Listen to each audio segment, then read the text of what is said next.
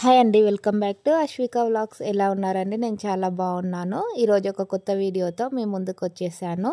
ఇంకెందుకండి late, చూసేద్దామా మరి ఏం కర్రీయో అది. కందిపప్పుతో పుంటికూర కర్రీ మీరు ఎప్పుడైనా తిన్నారా అండి? చాలా టేస్టీగా ఉంటుంది.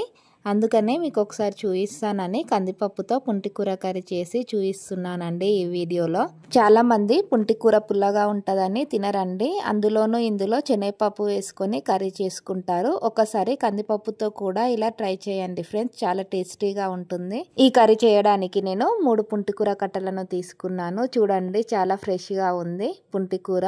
దీనిని తెలంగాణలో మేము పుంటికూర అంటామండి. దీన్ని గోంగూర అని కూడా అంటారు. గోంగూర హెల్త్ కి చాలా మంచిదండి. ఇందులో ఫోలిక్ యాసిడ్ ఉంటుంది, ఐరన్ ఉంటుంది, అలాగే విటమిన్స్ ఉంటాయి. ఇలా గోంగూర కర్రీ చేసుకునే ముందు మనం తెచ్చుకున్నటువంటి పుంటికూరని ఒక రోజు ముందే ఇలా నైట్ తెంపి పెట్టుకోవాలండి ఆకులు. నెక్స్ట్ డే మార్నింగ్ అడావిడిగా ఉంటుంది కదా, పుంటికూర ఆకులు తీసి పెట్టుకోవాలి, నైటే తీసి పెట్టుకోవాలి. ఇప్పుడు కందిపప్పుతో చేస్తున్నానని చెప్పాను కదా కర్రీ, అందుకు ఒక గ్లాస్ కందిపప్పును తీసుకొని క్లీన్గా కడిగి వాటర్ వేసి నానబెట్టుకోవాలి. ఒక 10 మినిట్స్ నానబెట్టుకోవాలి పప్పును క్లీన్గా కడిగి.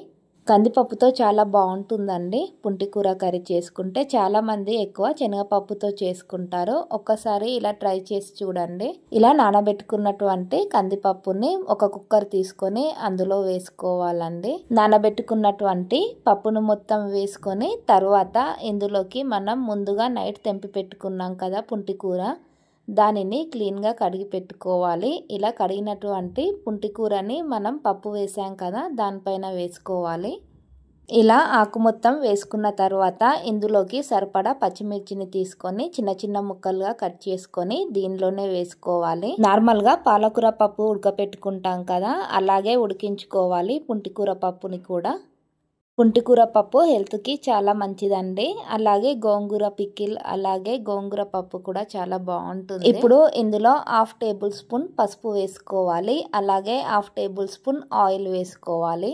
ఇలా కుక్కర్లోనే కడిగినటువంటి పప్పు, గోంగూర ఆకు, 1 టేబుల్ స్పూన్ పసుపు, అలాగే 1 టేబుల్ స్పూన్ ఆయిల్ వేసి సరిపడా వాటర్ వేసి 3 విజిల్స్ వచ్చే వరకు ఉడికించుకోవాలి.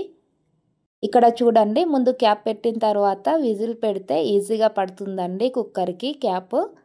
ఇప్పుడు ఇలా ప్రిపేర్ చేసుకున్నటువంటి కుక్కర్ని గ్యాస్ స్టవ్ పై పెట్టి స్టవ్ ఆన్ చేసుకోవాలండి. ఇలా 3 విజిల్స్ వచ్చే వరకు ఉడికించుకోవాలి. కుక్కర్లోని స్టీమ్ మొత్తం పోయే వరకు పక్కన ఉంచుకోవాలండి. ఇప్పుడు ఇలా ప్రిపేర్ చేసుకున్న పప్పుకి పోసు వేసుకోవాలి. ఇప్పుడు పోసు వేసుకోవడానికి ఒక ప్యాన్ని తీసుకోవాలండి. ఈ వీడియోలో చూపించినట్టు గోంగూర పప్పులో 1 ఆనియన్ని చిన్న చిన్న ముక్కలుగా కట్ చేసుకోవాలి. అలాగే 4-5 వెల్లుల్లి రెబ్బలు, అలాగే ఎండుమిర్చి, ఆవాలు, జీలకర్ర, కరివేపాకు వేసుకోవాలి. పుంటికూర పప్పులో ధనియాలు, ఉల్లిగడ్డ వేసుకుంటే చాలా టేస్టీగా అవుతుందండి కర్రీ. మనం తినేటప్పుడు అవి మధ్య మధ్యలో వస్తే చాలా టేస్టీగా అనిపిస్తుంది. ఇప్పుడు ఒక ప్యాన్ పెట్టుకొని స్టవ్ ఆన్ చేసుకొని ప్యాన్ వేడైన తర్వాత అందులో 1 టేబుల్ స్పూన్ ఆయిల్ వేయాలి. ఆయిల్ వేడైన తర్వాత ఆవాలు, జీలకర్ర వేసుకోవాలి. అలాగే కట్ చేసి పెట్టినటువంటి 4-5 వెల్లుల్లి రెబ్బలు వేసుకోవాలి. అలాగే కట్ చేసినటువంటి ఎండుమిర్చిని, అలాగే ధనియాలను కూడా వేసుకొని ఫ్రై చేసుకోవాలండి.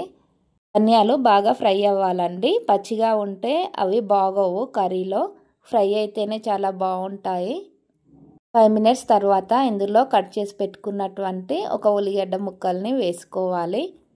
వేసినటువంటి ఉల్లిగడ్డ ముక్కలు లైట్గా వేగితే చాలండి, బాగా ఫ్రై అవ్వాల్సిన అవసరం లేదు, చాలా బాగుంటాయి.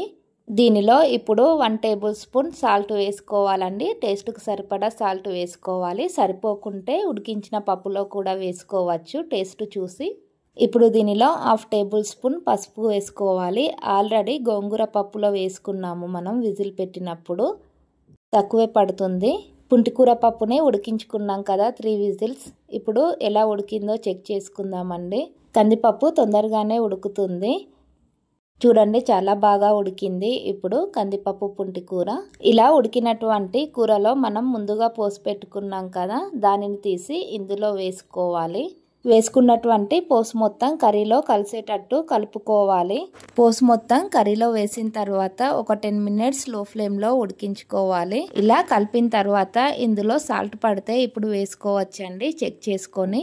పుంటికూర పప్పుని ఎప్పుడు శనగపప్పుతో కాకుండా ఇలా కందిపప్పుతో కూడా ఒకసారి చేసి చూడండి. చాలా టేస్టీగా అవుతుంది. మీ ఇంట్లో వాళ్ళు కూడా చాలా ఇష్టంగా తింటారు. పుంటికూర పుల్లగా ఉంటుంది కదా, ఇందులో కారం సరిపోకుంటే ఇందులో 1/2 టేబుల్ స్పూన్ ఎర్రకారం కూడా వేసుకోవచ్చండి.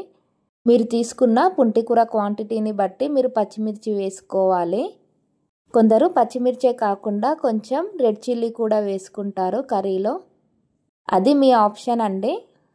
మీరు వేసుకోవాలంటే మొత్తం పచ్చిమిర్చి కూడా వేసుకోవచ్చు, లేకుంటే ఇలా కొంచెం ఎర్రకారం కూడా వేసుకొని చేసుకోవచ్చు. ఇలా ఒక 5 మినిట్స్ తర్వాత స్టవ్ ఆఫ్ చేసుకుంటే పుంటికూర కందిపప్పు రెడీ అవుతుందండి. ఈ కర్రీ మీకు నచ్చితే లైక్ చేయండి, షేర్ చేయండి. అలాగే కొత్తగా చూసే వాళ్ళు సబ్స్క్రైబ్ చేసుకోండి ఫ్రెండ్స్.